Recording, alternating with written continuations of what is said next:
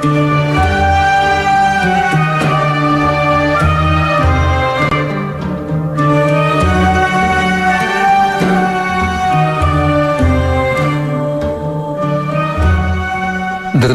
سلامونه او نیکې هیلې مې ومنئ. په دې هیله چې د روغتیا په جامو کې به راته نغښتي یاست، بیا هم تاسو ته د سینوها په نوم د ناول 15مه برخه در راوړوم، خو مخکې تر دې غوږ شئ د تېرې برخې د پای د شیبو څو خبرو ته.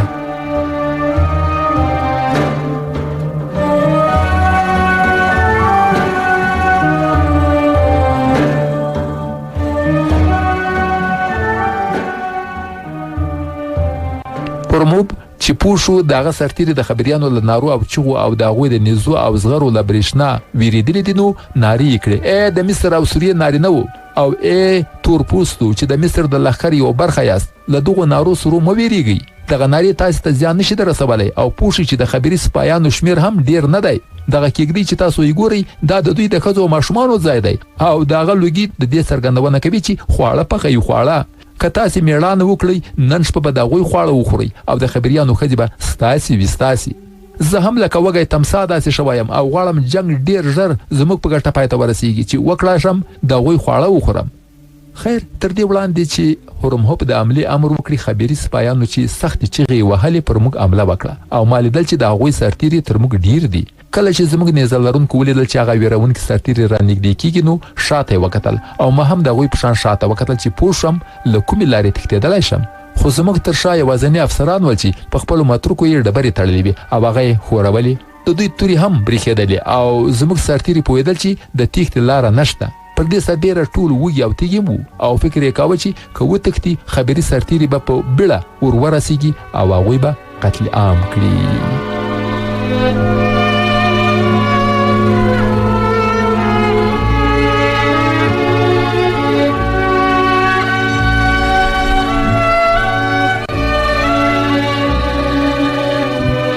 بله درنوردونکو تر همدې ځایه مو تېره برخه اورېدلې وله. اوس هم ستاسو پام راګرځوم د سینوها په نوم د ناول د 15مې برخې اورېدو ته.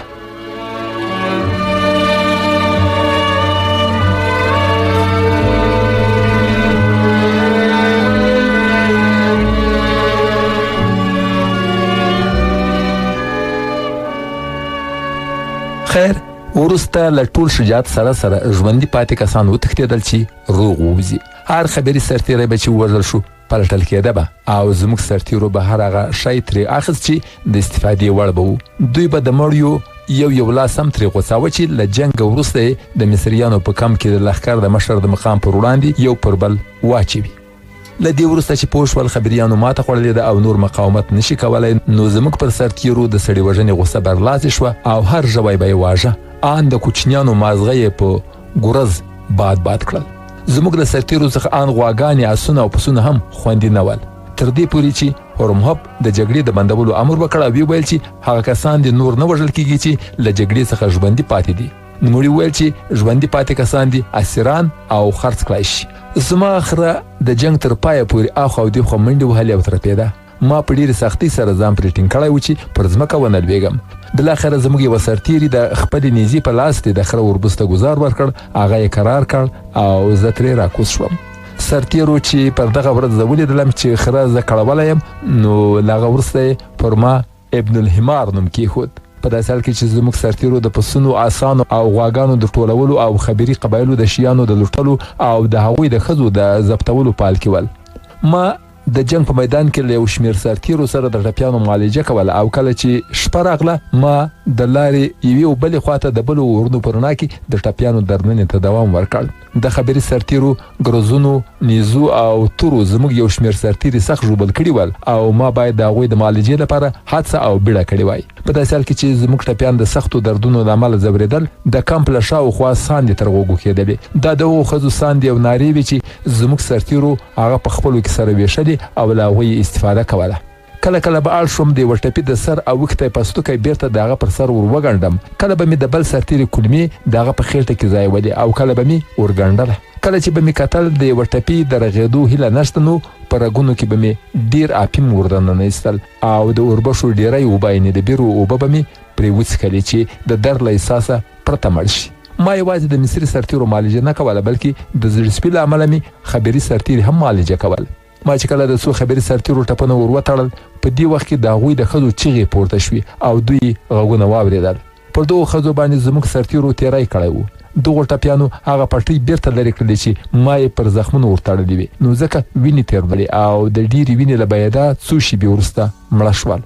ما له دې امله پر خبري سرتیرو زړه خوږاوه چې پوهېدم د مصر سپایانو پرې یرغل کړی او دا د فرعون او د مصر د پوځ لپاره ویاړ نه دی، ځکه چې خبریان پوځي کسان نه وو بلکې کوچیان قبایل، لوږې هغوی لوټمار او چور تاړ کړي ول او د سوریې د نورو اوسېدونکو په شان د مصر د فرعون تر حمایت لاندې ګڼل کېدل.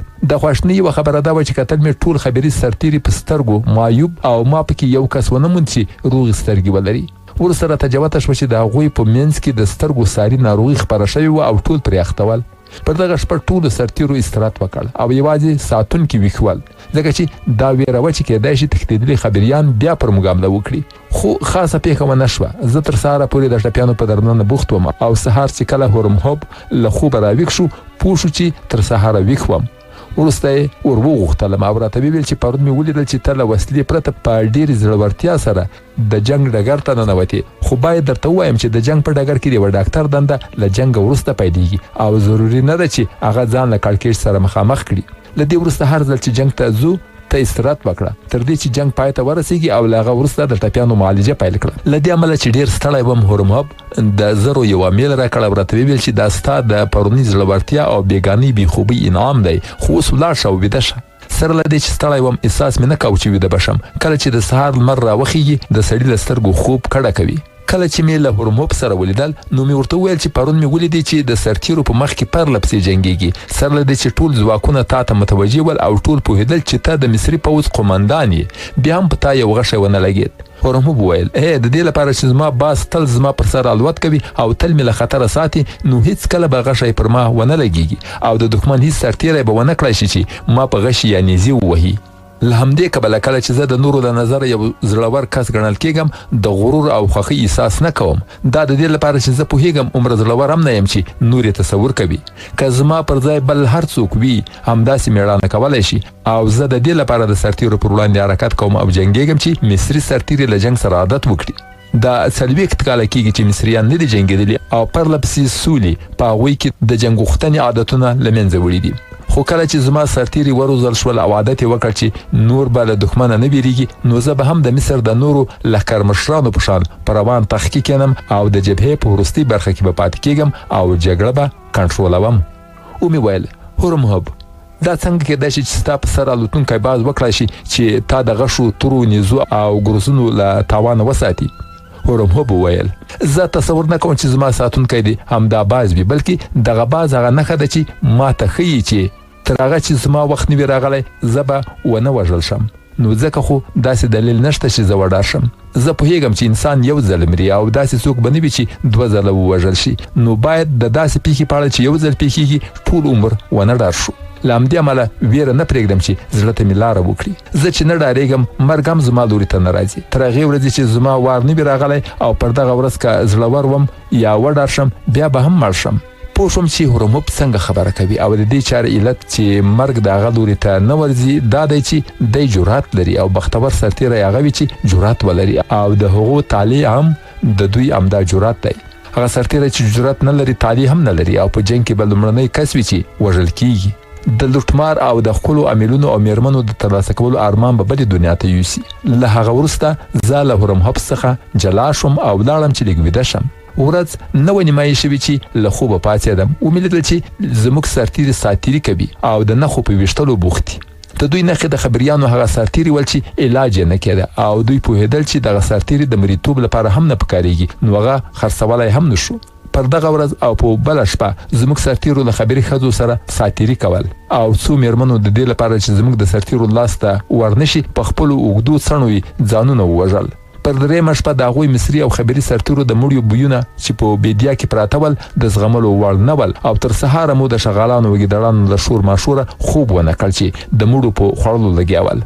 هورمهوب ته مې وویل چې که په دې بیدیا کې وځنډېږو ټول به د مړیو د بویونو له امله ناروغان شو. هورمهوب موافقه وکړه چې لښکر له هغې بیدیا څخه وخوځوي او سخت ټپیان د ګاډیو په وسیله اورشلیم ته واستوي. هغه ویل چې لدې عمله چې خبريانو د تېښتې پر وخت خپل خدای له ځان سره وړی دی او زموږ د کشف مامورین وایي چې هغوی همدلته نږدې دي نو باید زه ولاړ شم او د هغوی خدای ترې واخلم.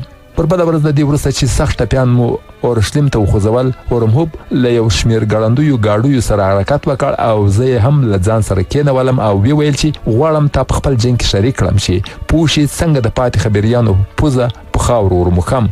کله چې موږ خبري پاتې شونې راګیر کړل هغوی سندرې ویلې او هغه څه چې دوی د سوریې له خلکو او کروندګرو اخیستي دي مخته کړي او دوی ورپسې روان دي. موږ لکه توپان پرې نازل شو او تر دې وړاندې چې دوی د ځان دفاع وکړي زموږ ګاډیو ځوانانو او بوډاګانو لاندې کړل او د هغوی اډوکي ورمات کړل. مصري سرتیرو ته چې به هر څوک ګوتو ته ورغلل وژل به یې، ان تر دې چې نورو د ځان له ویرې خپل څاروي او خواړه پرېښودل او وتښتېدل. هورمهوب امر وکړ چې په بیدیا کې خواره شوي پسونه او غواګانې راټول کړي. بیا یې د خبریانو خدای له ځمکې پورته کړ او بیرته ستانه شو او له ټول لښکر سره د اورشلیم په لور روان شو.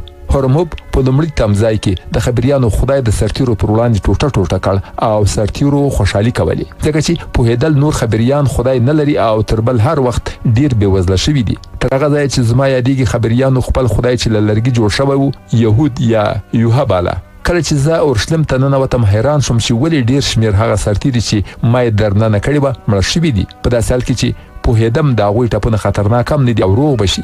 د دې موضوع راز وروسته ماته څرګند شو او هغه داسې و چې د هورمهوب د امر په بنسټ ټول لوټ شوي شیان یې اورشلیم ته راوړل او له غلامانو او وینځو سره یو ځای وپلورل. هر څومره سره او سپین او نور شیان چې د دغو کسانو له خرڅلاو ترلاسه شول پر سرتیرو یې وویشل.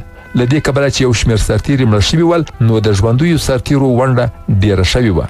د لښکر د څارویو د وښو او خوړو مشر یعنې د لوجستیک مشر چې له ما سره ملګری شوی و ویې ویل چې هر جنګ کې داسې کیږي، سرتیري د دې لپاره خپلو ژوبلو ملګرو ته اوبه او خواړه نه ورکوي، غواړي چې مړه شي. هر څومره چې د سرتیرو شمېر کم شي نو له جنګي غنیمتونو څخه ډیر څه ترلاسه کولی شي. د سوریې ډیر شمېر سوداګر په اورشلیم کې غونډ شوي ول او د جنګ غنیمتونه یې واخیستل. هر سوداګر یو شمېر داسې ښځې له ځانونو سره راوستې وي چې ځانونه یې ارزانه خرڅول او زموږ سرتیرو به سره او سپین ورکول چې څو شېبې له یوې ښځې سره تېرې کړي.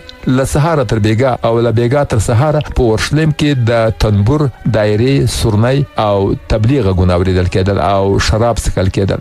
مصري سرتیرو شراب څښل او له هغو ښځو سره په ساتري بوخت ول چې ځانونه یې ارزانه خرڅول.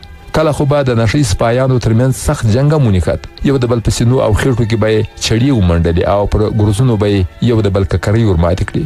په دې وخت کې د مصر د لښکرو مشر هورمهوب څو تنه اپوټه په دار وځړول، خو سره له دې به هره ورځ شخړې کېدلې او هره ورځ به یو شمېر سرتیري په دار کېدل. سره له دې چې سرتیرو به په دار شوي خپل ورانکاره ملګري لیدل خو عبرت یې نه ترې ناخست. تر هغه چې په دنیا کې شراب، سره، سپین او ښځه وي او ځینې نشه کسان په سرو او سپینو یا د ښځو پر سر له یو بل سره اختلافات پیدا کوي، حتما جنګ کیږي. یو شمېر پکې وژل کیږي هم او یو شمېر هم د قاتلینو په توګه باید په دار وځړول شي. سپایانو چې په لوټمار کې څه ترلاسه کړي ول ټول په شرابو او ښځو وشیندل او بایلودل.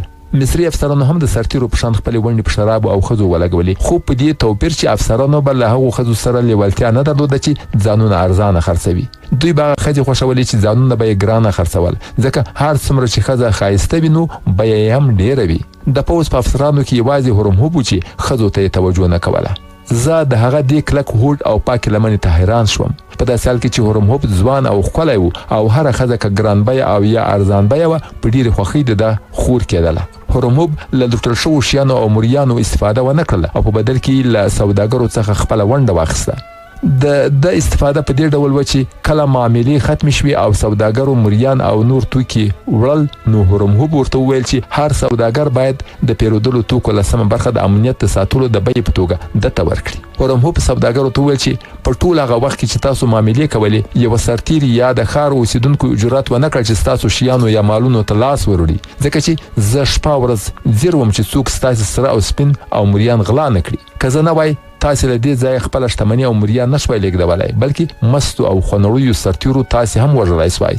دغه خبره سمه وه او هورمهوب داسې امنیت ټینګ کړی و چې د یوه سوداګر یوه کړۍ مس هم ورک نه شول. سوداګر پوه شول که په خپله خوښه 10% برخه ورنه کړي ممکنه ده ټول شیان یې له منځه لاړ شي. نو له همدې امله یې هورمهوب ته خپله برخه ورکړه او خپل شیان او ځانونه یې روغ رمټ له اورشلیم څخه وایستل.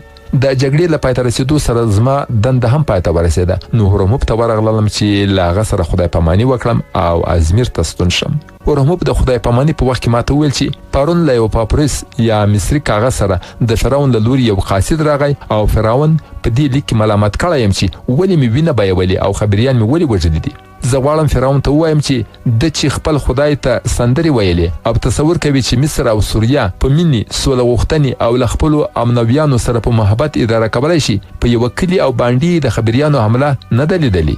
که وګوري دغه قبایل څه ډول پر کلیو او بانډو حملې کوي، نارینه او ماشومان وژني، له ښځو یې د ارزانو بیو ښځو په څېر ګټه اخلي او بیا یې د وینځو په توګه پلوري، نو ما به نه ملامتوي. پوهیږي چې ځمکه په مینې محبت او سوله غوښتنې سره نشي اداره کېدلی، ځکه شونې نه ده یو څوک وس ولري او یا وژنې او لوټمارۍ ته اړتیا ولري او دی دې دا کار ونه کړي. یو پیاوړی سړی چې د نورو د وژلو او د هغوی د سرو سپینو او ښځو د اخیستلو توان لري، یوازې یو وخت هغه کار نه کوي او دا هغه وخت دی چې دی شتمني او ښځو ته اړتیا ونه لري. اوس به زه خپل سرتیري مصر ته لیږدوم او باور یم چې فرعون به راته ووایي خپل سرتیري رخصت کړه. خو زه به یې رخصت نه کړم، ځکه چې په ټول مصر کې یو روزل شوی او د جنګونو تجربه کار پوځ دی چې هغه هم زما پوځ دی. ما ورته ویل آیا تصور کوي چې مصر به یو لښکر ته اړتیا ولري، ځکه چې مصر دومره پیاوړی او بډای دی چې هیڅ دښمن نه لري او له همدې کبله اړ نه دی چې کوم تکړه پوځ ولري. هرموب وویل د مصر په شان هیواد چې د سوریې لسګونه پاچاهان یې تر ولکې لاندې دي، یوه پیاوړي پوځ ته اړتیا لري چې د پاچاهانو ترمنځ سوله وکړي. ما په دې وروستیو کې اورېدلي دي چې په سوریې کې د امورو پاچا د سورلیو او اسونو په راټولولو او د جنګي ګاډیو په جوړولو بوخت دی او داسې ښکاري چې د بغاوت نیت لري. ما ورته وویل زه دغه پاچا پیژنم او مخکې مې ورته غاښونه معالجه کړي ول. هغه زما ښکلې وینځه ولیده او هغه یې خوښه شوه. ما بیا دغه وینځه هغه ته ورکړه او بې ښځې پاتې شوم. هرموب وویل سینوها آیا ته چمتو یې چې له ما سره مرسته وکړي، یعنی زما لپاره یو ستر سفر وکړي؟ زه به یې په بدل کې چې څومره زر وغواړي درکوم یې. ومې پوښتل ولې غواړې زه مسافرت وکړم؟ هرموب وویل ته یو ډاکټر او آزاد سړی، هر چیرته تللی شي او له دې کبله چې طبیب یې ټول په تا اعتماد هم کوي او زه په دې هم پوهیږم چې په بابل او آیتي کې مصري ډاکټرانو ته ډیر درناوی کوي. زه چې د مصر د لښکر قومندان یم باید په دې پوه شم چې د نورو ملتونو په تیره بیا د آتیانو او بابلیانو جنګي وسله څه ډول ده. د هاتیانو او بابلیانو د وسلو په هکله وحشتناک خبرونه را رسیږي. ما اورېدلي دي چې هاتیان خپلې تورې او نیزې له یوه توربخون فلز څخه چې اوسپنه یې بولي جوړوي او څوک نه پوهیږي چې دوی دغه فلز له کوم ځایه راوړی دی. د هغوی له تورو او نیزو څخه د هغوی جنګي ګاډۍ خطرناکې دي. اورېدلي مې دي چې هغوی خپلې جنګي ګاډۍ له همدې اوسپنې جوړوي او دغه ګاډۍ دومره کلکې دي چې کله زموږ په مسي ګاډیو لګېږي نو د لرګیو په شان یې ماتوي. د دغې اوسپنې او د نورو ملتونو د وسلو او ګاډیو په اړه د معلوماتو د ترلاسه کولو لپاره تر تا بل وړ کس نشته، له دې کبله چې ته ډاکټر یې او هر چیرته تللی شي. بابلي نړیواله ژبه دې هم زده ده، له هر چا سره خبرې هم کولی شي او هیڅوک دا خیال نشي کولی چې ته یو پوځي جاسوس یې، ځکه څوک دا تمه نه کوي چې یو ډاکټر دی په پوځي مسایلو هم پوه شي. له دې پرته ته ډیر هوښیار او ځیرک یې او پوهیږي چې زما څه ډول معلومات پکار دي، په داسې حال کې چې نور عقل او شعور نه لري او کله چې فرعون هغوی د معلوماتو د ترلاسه کولو لپاره لیږي یوازې د بابل د پاچا د ګیري او د هغه د ښځو په هکله فرعون ته معلومات راوړي. خو ته په نورو هیوادونو کې دا معلومات راټولولی شي چې څومره سرتیري لري او د سپایانو وسلې یې څه ډول ده. دغه راز ته معلومولی هم شي چې اوسپنه څه ده او څه ډول ترلاسه کیږي، آیا جوړیږي که د مس په شان له ځمکې څخه ترلاسه کیږي. ته په دې هم پوهېدلی شي چې د نورو ملتونو جنګي قدرت څومره دی او د دغو معلوماتو له ترلاسه کولو وروسته به په مصر کې له ما سره یو ځای شي او هغه څه چې ترلاسه کړي دي ما ته به یې ووایې. ما وویل هرموب زه به بیا مصر ته ستون نشم. هرموب وویل تېروتنه کوې، هغه څوک چې د نیل اوبه وڅښي له مصر څخه زړه نشي ښکولی. ستا دغه خبره ماته د مچیانو د بنګېدا په شان ښکاري او راته مهم هم نه ده، ځکه چې پوهیږم حتمن به یوه ورځ مصر ته ستون شي. که ته موافقه وکړې چې د نورو ملتونو د پاچاهانو پوځ وسلو او پوځي زده کړو په هکله ماته معلومات راوړې، زه به ستا له دې معلوماتو ډېره استفاده وکړم، ځکه چې زه هیله کوم ستا له دغو معلوماتو څخه د مصر د ترقۍ او د نورو پاچاهانو د مهرولو لپاره استفاده وکړم. نن سبا هغه ځای چې مصر باید درلودلی نه لري، په داسې حال کې چې د مصر ملت تر ټولو غوره ملت دی. خدایانو د مصر ملت ته د دې لپاره تر نورو ملتونو لوړوالی ورکړی چې د هغوی مشري وکړي، خو په خپله مصریان د ټمبلۍ له کبله نه غواړي چې له دغو ګټو استفاده وکړي. زموږ فرعون د دې لپاره چې نورو هیوادونو ته لښکرې ولېږي د یوه خیالي خدای د وسوسو له امله له انسانانو سره د مینې او سولې خبرې کوي. خیر کله چې هورمهوب دا خبرې کولې ما ورته زر کتل او احساس مې وکړ چې هغه زما په نظر ډیر ستر شوی دی ځکه تر هغه چې یو څوک لوړ استعداد ونه لري داسې افکار نشي درلودلی. زموږ هر شی زموږ د افکارو زیږنده وي. هغه کسان چې لوړ فکرونه لري او چمتو وي چې خپل افکار په خپل وخت عملي کړي یو ستر انسان دی. له همدې امله مې هغه ته وویل چې هورمهوب تر اوسه پورې ما یوازې یو تکړه جنګي کس بللی او خیال مې نه کاوه چې د هېواد د اداره کولو توان هم لري خو نن په تا کې دغه استعداد ګورم چې ښایي فرعون هم ونه لري. هورمهوب وویل آیا ازیر ما خپل مشر وبولې او خپل مقدرات زما له مقدراتو سره اړوند کړې؟ ومې ویل هو چمتو یم. هورمهوب وویل سینوها ته به له ننه وروسته په نورو هیوادونو کې زما غوږ او سترګې او زه به ستا په وسیله د پردیو ملکونو له حالاته خبرېږم. که ما ترقي وکړه او سترو مقامونو ته ورسېدم تا به په دې ترقي او نیکمرغۍ کې له ځان سره شریک کړم او که مې ترقي ونه کړه او پورته مې موقف ټیټ شو بیا به هم ته تاوان ونه کړې ځکه چې د پخوا په شان به یو ډاکټر یې او د طبابت په وسیلې به سره او سپین ترلاسه کړي. زما باداري او ستا نوکري شونې ده ستا لپاره ډېرې ګټې ولري خو تاوان به ونه کړي. بیا هورمهوب زما له تمې ډیر سره زر راکړل او یو سرتیري ته یې دنده وسپارله چې ما ازمیر ته ورسوي چې په هغه کې څوک زما شته لوټ نه کړي. کله چې ازمیر ته ورسېدم خپل سره زر مې څو شرکتونو ته ورکړل او په بدل کې مې د مټي خاورې څو لوحې واخیستې چې په اور پخې شوي وي او په دغو لوحو هغه طلاګانې لیکل شوي وي چې ما شرکتونو ته ورکړي وي. لما پرته بل څوک نشي کولای دغه سره زر په بابل یا آیتي هیواد کې ترلاسه کړي او که غلو دغه لوحې هم غلا کړي وای د هغو لپاره یې ارزښت نه درلود. بله دا چې ما هم تاوان نه کاوه ځکه چې بیرته به ستون شم او هلته به له شرکته نورې لوحې واخلم. زه تصور کوم چې د پخوانیو او وحشي پیرونو په پرتله زموږ د وخت یوه ګټه دا ده چې موږ ډیره طلا د دغو لوحو په بڼه لیږدولی شو او مجبور نه یو چې خپله ټوله طلا ولیږدوو چې د غلو تمه ورته پیدا شي او هغه څه چې لرو یې او یا د ټول عمر ګټه رانه یوسي. خیر اوس هم تر دې وړاندې چې ووایم چې په نورو هیوادونو کې مې څه ولیدل غواړم یادونه وکړم چې زما اوږد سفر زما د ټول عمر تر ټولو ښې شپې ورځې وي او پوهیږم چې نور به دغه ورځې راونه ګرځي. زه په هغه وخت کې ځوان او قوي وم. لمر به راته ډېر روښانه ښکارېده. د ګل وږمې به مې ښکلې او په زړه پورې محسوسولې او ښځې راته ښکلې برېښېدلې. لمر وږمې ښځې توپیر نه کوي خو په بډاتوب کې انسانان بل ډول ویني. کله چې ما سفر پیل کړ په نړۍ کې د سولې د ټینګښت 40 کاله پوره شوي ول. هر چیرته کاروانونه آزاد ګرځېدل او بیړیو په سیندونو او سمندرونو کې د غلو له ویرې پرته سفرونه کول. کروندګرو د دوامداره سولې له امله له خپلو کروندو ډیر محصولات اخیستل خپلو مالکینو ته به یې ورکول او هر چیرته آسماني نیل د مصر د نیل پر ځای کروندې خړوبولې. پسونه او غواګانې به په ورشوګانو کې څرېدلې او شپنو به په اوږده لرګیو تکیه کوله چې د خپلو رمو لپاره شپېلۍ ووهي.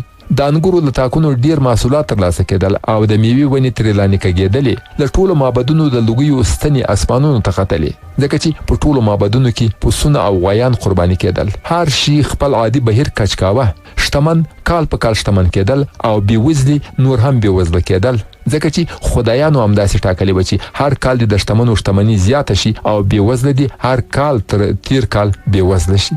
زه تصور کوم چې په هغو کلونو کې خدایان هم د کاهنینو په شان چاغ او روغ رمټ ول او ښې شپې ورځې تېرولې ځکه چې کله په ځمکه کې سوله واکمنه وي نو د خدایانو کار هم کمیږي او خپل ډیر وخت په استراحت او خوښۍ کې تېروي. زه نن د دغو ورځو ارمان نه کوم ځکه چې ارمان کول د یوه هوښیار او ګرځنده سړي کار نه وي او په ارمان او افسوس سره تیر وخت بیرته راګرځولی هم نه شو. په تیره بیا که د ستنېدلو نه وي لکه څوک چې نشي کولی ځواني بیرته راستنه کړي. تر دې وړاندې چې سفر پیل کړم لکه چې مې وویل ازمیر ته ستون شوم. زما مورې کاپیتاژ زه ولیدلم زما پر لورې رامنډه کړه. له یوې سترګې د خوشحالۍ اوښکې وبهېدلې او ویې ویل هی نن زما د عمر تر ټولو مبارکه ورځ ده ځکه چې ته کور ته راستون شوی یې.